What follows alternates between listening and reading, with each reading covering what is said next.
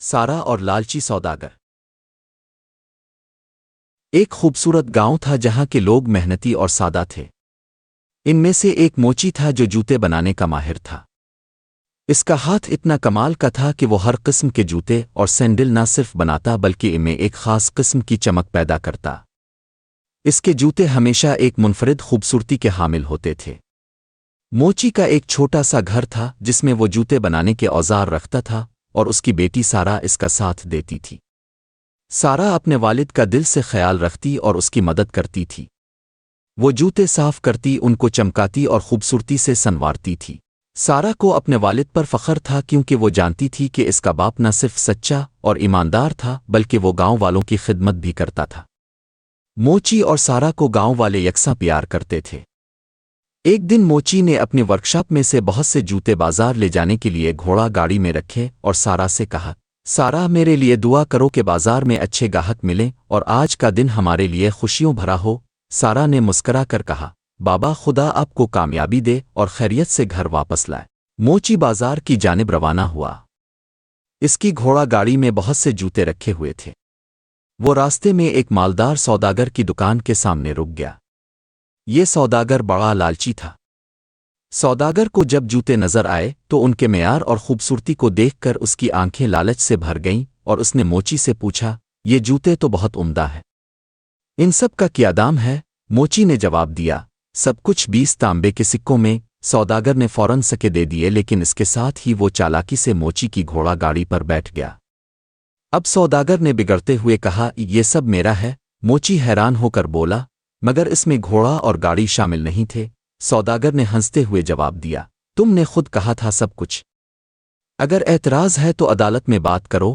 اس پر موچی سمجھ گیا کہ اس کے ساتھ دھوکا ہوا ہے اور اس نے فیصلہ کیا کہ وہ اس معاملے کو عدالت تک لے جائے گا۔ موچی سوداگر کے ساتھ عدالت چلا گیا۔ سوداگر بہت ہوشیار تھا۔ اس نے بڑی چالاکی سے معاملہ جج کو سنایا۔ سوداگر کی بات سن کر جج نے موچی سے پوچھا، کیا تم نے سب کچھ بیچنے کا کہا تھا؟ موچی نے وضاحت کی، جی لیکن میرا مطلب جوتے تھے نہ کہ گھوڑا اور گاڑی۔ لیکن جج نے فیصلہ کیا، چونکہ تم نے سب کچھ کہا تھا تمہیں یہ سودا پورا کرنا ہوگا۔ موچی کو اس فیصلے پر بہت دکھ ہوا اور وہ مایوس ہو کر گھر واپس آ گیا۔ سارا کو ساری بات بتا دی۔ سارا نے غصے میں آ کر کہا، کتنا لالچی آدمی ہے، لیکن بابا فکر نہ کریں، میرے پاس ایک ترکیب ہے۔ یہ سن کر موچی اپنی بیٹی کی ذہانت اور ہمت پر حیران ہوا اور امید ظاہر کی کہ سارا معاملہ حل کر لے گی۔ اگلی صبح سارا اپنے والد کے 6 بہترین جوتے لے کر سوداگر کی دکان پر پہنچ گئی۔ وہ جوتے سوداگر کو دکھا کر کہا، یہ میرے پاس یہ خوبصورت جوتے ہیں، کیا آپ انہیں خریدیں گے؟ سوداگر نے کہا، یہ جوتے بہت اچھے ہیں، ان کی قیمت کتنی ہوگی؟ سارا نے مسکرا کر کہا، یہ آپ جو بھی پیشکش کریں گے میں قبول کر لوں گی۔ سوداگر نے فوراً تانبے کے 3 سکے سارا کو دیتے ہوئے کہا، یہ 3 سکے ہیں جو ابھی میرے پاس ہیں۔ سارا نے فوراً ذہانت سے کہا، تو کیا آپ ان چیزوں کا سودا کر رہے ہیں جو کچھ بھی آپ کے ہاتھ میں ہیں؟ سوداگر نے فوراً جواب دیا، ہاں جو کچھ میرے ہاتھ میں ہے۔ سارا نے مسکراہٹ کے ساتھ کہا، آپ کے بیان کے مطابق آپ کی تینوں انگوٹھیاں بھی میری ہیں۔ یہ سن کر سوداگر غصے میں آ گیا، اس نے انکار کر دیا۔ سارا نے کہا، آئیے اس معاملے کو عدالت میں جج کے سامنے طے کریں۔ سوداگر نے غصے میں فوراً عدالت جانے کا فیصلہ کیا۔ وہ جج کے پاس پہنچا اور کہا کہ یہ دھوکا ہے۔ عدالت میں جج نے سوداگر سے پوچھا، کیا تم نے جو کچھ تمہارے ہاتھ میں تھا وہ دینے پر اتفاق کیا تھا؟ سوداگر ہچکچاتے ہوئے جواب دیا، جی لیکن اس سے پہلے کہ وہ اپنا جملہ پورا کر پاتا جج نے فیصلہ کیا، تمہیں اپنے الفاظ پر عمل کرنا ہوگا۔ سوداگر نے خود کو بے بس محسوس کیا۔ ہچکچاتے ہوئے سوداگر نے اپنی تینوں انگوٹھیاں سارا کے حوالے کر دیں۔